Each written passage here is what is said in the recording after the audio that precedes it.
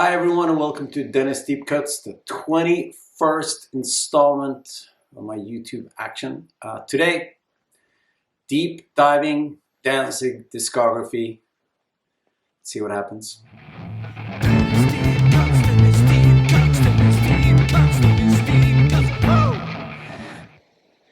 Hi everyone, today it's happening. We're going to look into Danzig's discography, the man, the myth, the band. And we'll see where we end up. I think I'm going to do one of those from the best to the worst Danzig record. Well, actually from the worst to the best, because that's a bit more exciting. Build up to what's my favorite Danzig record. Before we head into the normal programming, I want to do some ads, and I want to say that Invasion have a new EP out called How Far Have We Fallen. It's released tomorrow on Friday. You can find a link if you want to pre-order or order the vinyl. If you just want to listen to it on the usual streaming services, it's been out for a while, so you can, and please check it out. It'll make me very, very happy. But yeah, let's dig into Danzig. Glenn Danzig was born in 1955 in Lodi in New Jersey. He rose to prominence with the excellent punk band The Misfits.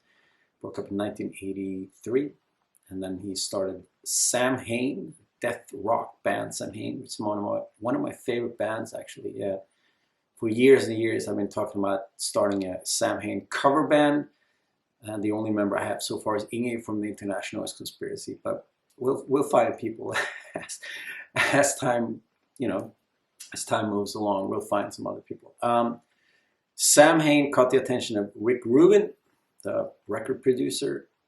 He signed them, but he kind of just wanted Danzig. So Danzig brought along Eerie Vaughn from Sam Hain to start the new group, Danzig.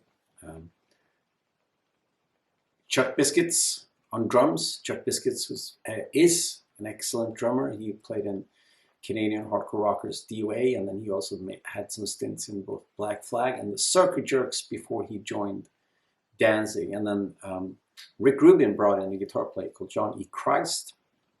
Danzig was a bit skeptical in the beginning because John was not a punk dude, but he was like a metal dude. But he's an excellent guitar player, so that was like the nucleus of the band that was Danzig up until the fifth record. After the fourth record, pretty much the entire band left Glenn, and since then it's pretty much been like more or less of a solo project with Glenn having different musicians coming in and out. So I'm going to talk about Danzig today. I'm not going to talk about Glenn Danzig has done some like neoclassical records, Black Aria records. I'm not going to talk about those. I am not going to talk about the live records, and I'm not going to talk about the lost tracks of Danzig, even though that is a pretty awesome collection actually. I'm talking about the 12 studio records, and that includes the covers albums as well. I'm going to rate those and rank those. I'm one of those dudes, like, I discovered the Misfits like in 1987, and I bought the first Danzig record when it came out. I saw a little thing, Thrasher magazine, about it, and I fell in love with it, and I loved it. And I'm one of those people that any given conversation, we always end up talking about Danzig, and I always end up defending Danzig because I think he's awesome, and his career and legacy music is, I mean, very few people have done what he's done. Hyper masculinity, corny subject matter, and gratuitous nudity, I still love it, and that's on me, I guess. So this has been a long time coming. It was interesting to sit down and actually dig in and really listen to the Danzig records, to try to have an open mind and kind of figure out like what's the best one and what's the worst one. But yeah, it's going to be interesting. One of the things I want to say before we head into this, like, I want my YouTube channel to be inspirational and creative and positive. There's so much nonsense out there. There's so many negative YouTubers, and there's so much, it's so easy to tear stuff down and to be like, what's the worst 5 pop punk bands of the world, and then you get like 1 million likes for that. I don't want that. I think it's it definitely doesn't help the social climate that we live in, and the polarization of people just becomes worse. And if you are one of those people that sort of you know, you write an essay, everything wrong with Star Wars today, like, fuck you, you know, like, try to do something positive and try to do something creative. That being said, there will be records on this list that I don't like that much, but I'm going to try to stay positive about it and have some constructive criticism for it. And yeah, all right, let's do it. On 12th place, we have Danzig sings Elvis. This is his latest work, came out in 2020, 3 years after the latest studio record, Black Laden Crown. And Danzig has been talking about this record for a very long time. He got himself the nickname Evil Elvis, so it kind of makes sense. And this is something that's been in the works for a long time. And was it worth the wait? Well, first of all, I want to say Danzig has earned himself the right to do whatever he wants. If he wants to put out another 10 records of him singing Elvis songs, that's great. That's, if you want to do that, just do it.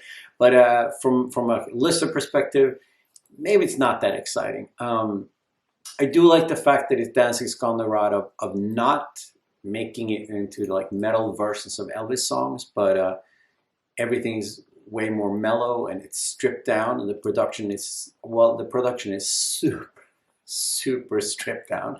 I think he wants to do it like in a 50s kind of style. The vocals are huge slap back on them. The instrumentation is sparse. It's just drums and guitars.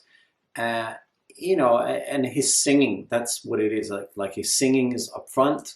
You know, it's fine. His voice sounds pretty good. It's a bit hoarse, but it sounds fine. I think the problem is when he's trying too hard to sound like Elvis, it sounds a little bit strained. But some of the things that I find a little bit problematic is the fact that the production is kind of 50s style, which makes it really hard not to compare it to Elvis recordings, even though this is darker and it's moodier, but still it has that vibe to it. And the other thing is that Elvis never wrote any of his own songs. He was a fantastic interpreter of song. He was a fantastic singer. So in effect, Danzig is just cosplaying Elvis, which I mean, I guess that's fine, but it definitely feels something that's maybe more suited for like a karaoke night with your best friends than something that you need to put out on vinyl. There's a couple of tracks that I kind of dig. Pocket Full of Rainbow is a cool version, and Loving Arms is really nice, but it's also one of the songs where Glenn is not trying to sound like Elvis so much. It's a bit more laid back and his vocals are a bit more subdued, and it sounds really nice. And it complements the song in a really cool way. I've always enjoyed like the mellow side of Danzig when he like takes it down and just lets his voice be the main instrument. And I've been wanting him to do like a crooner type of record for a long time. The first song that he put out as Danzig was the song Less Than Zero for the Less Than Zero soundtrack. And I would love to hear him do something like that with an orchestra, with like string arrangements and his voice, just like some really heavy ballads. That will be pretty amazing. This is not it. I mean, it's a bit of a tough listen to me, and it is the least exciting Danzig record in his discography.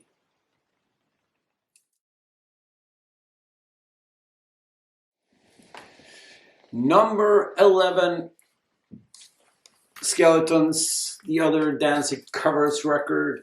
And once again, I just don't think it's that interesting. It really does sound like a cover band just blasting through some of their favorite tracks, which is of course fine, but maybe not that inspiring if you want to listen to it more than once. There are some inspired choices here, and the opening track, Devil's Angel, is pretty killer, and also the Litter's Action Woman is pretty good, and then the Trogs and the Young Rascals tracks are also pretty decent. But then there's the question of the production, or the lack thereof. I assume it's on purpose that Glenn wants it to be like, has a garage band type of vibe to it, and yeah, it just doesn't sound that great. I think you can have a raw and cool production without it sounding wonky like this. Something must have happened when Glenn Danzig did all those records with Rick Rubin, because he's categorically refused to work with another producer for the longest time. And I mean, I assume he knows best what he wants to do, but there are times when like, well, maybe someone else could help him guide the ship a little bit, and this record could actually be kind of a cool record. I mean, it's fine because you get a little bit of an insight into what inspired Glenn Danzig and what type of records he listens to at home, and that's kind of cool. Listen to him and his friends doing cover versions at the local bar. But then again, if Danzig would show up to my local bar doing cover versions of his favorite songs, I would be pretty stoked. So, you know, there's that.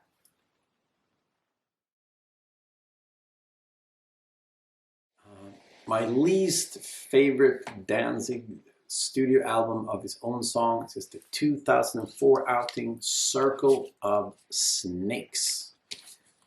In 2002, Danzig returned with I, Luciferi after a couple of years of more industrial experimentation. And I, Luciferi is more straightforward rock, and this is kind of a continuation of that record. However, no one that played on the previous record is playing on this record apart from Glenn. So it's like a whole new cast of characters. And it's the first record where Tommy Victor from Prague makes an appearance, and he has since gone on to become like Glenn's main collaborator, and in effect making him the longest standing Danzig member of the Danzig band, apart from Danzig himself. This record is super heavy, and it's probably the most metal of any of Danzig's records. Production's a bit stripped down, but unfortunately it's a bit like thick and even. There's no real dynamics to it, I think.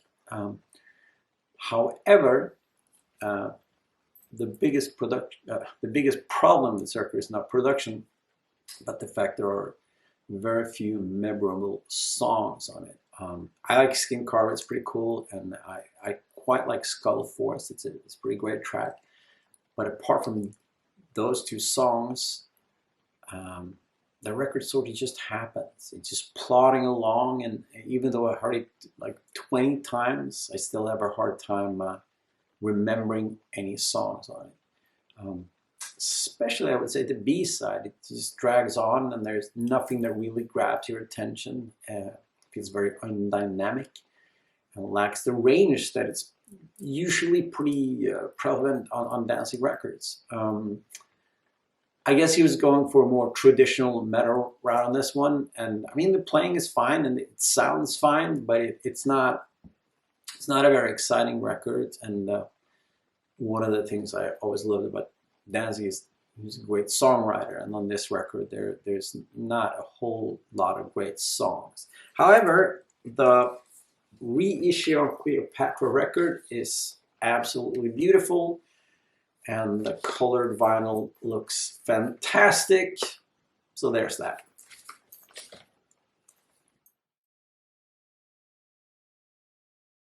Oh. 6 years after the pre-Sopara Circle of Snakes, Danzig released Deth Red Sabaoth. It's a 9th album, and it feels fitting to have it on 9th place. In between, Danzig released the follow-up to his neoclassical piece, Black Aria, with Black Aria 2, and he also released the stellar compilation, The Lost Tracks of Danzig, which I can really, really recommend. That's a fantastic record. It's a compilation of all the stuff that never made it to the Danzig records for one or another reason. It's really good. Once again, a whole new lineup. Tommy Victor is like the only guy that's still in the band. Glenn and Tommy plays the bass, and John Kelly is playing drums on this record. It's a heavy record.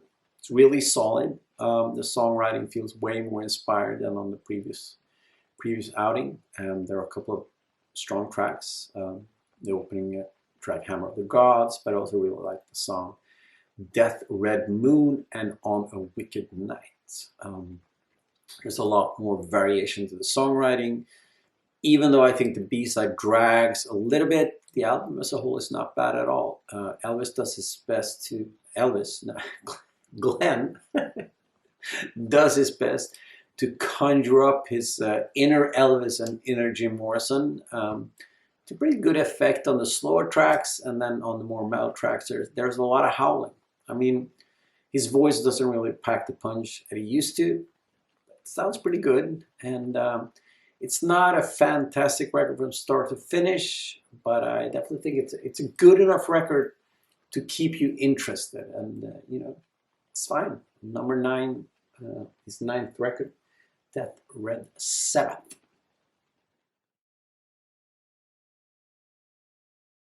So on 8th place we find Luciferi 777, a record that many people heralded as a return to form after his the wilderness years of experimental industrial music. The lineup is probably the most interesting lineup since the original one.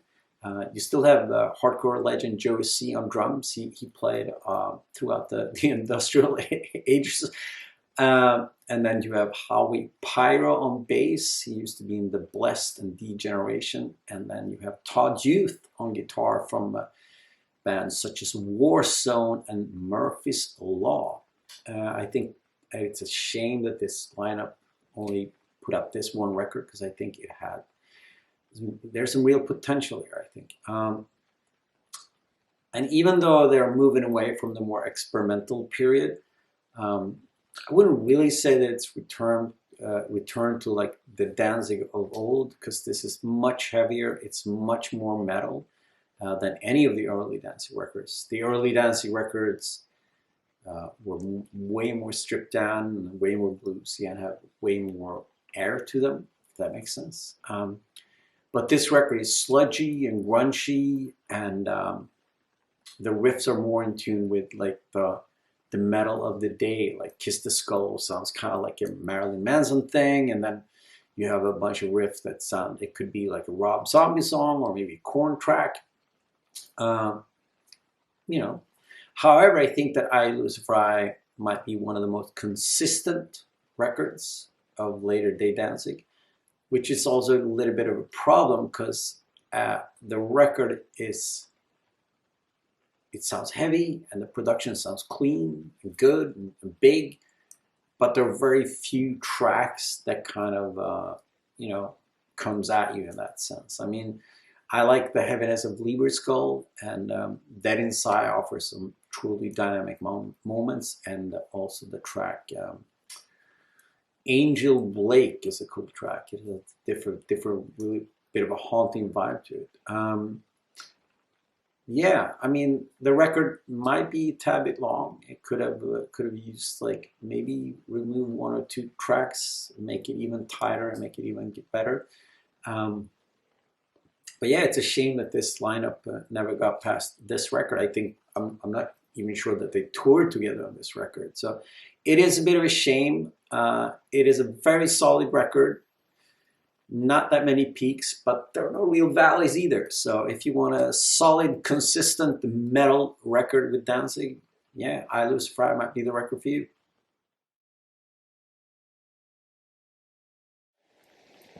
So in between Deth Red Sabaoth and Black Laden Crown, it took Danzig 7 years. And saying that it's going to be on number 7, and this record is from 2017.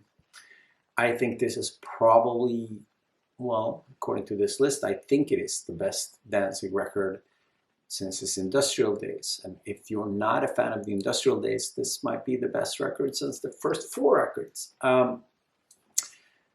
Tommy Victor still in the fold. There's a handful of different drummers, and this is a great little record. When the first single, Devil on Highway 9, dropped, I was quite worried because it just didn't sound like great. The production was weird, and it sounded like paint by the numbers rocker. But it's a really strange misrepresentation of the album, because the album doesn't really sound like that. The rest of the album finds Danzig doing kind of what he does best, taking down slow, mid-tempo, bluesy rockers. And I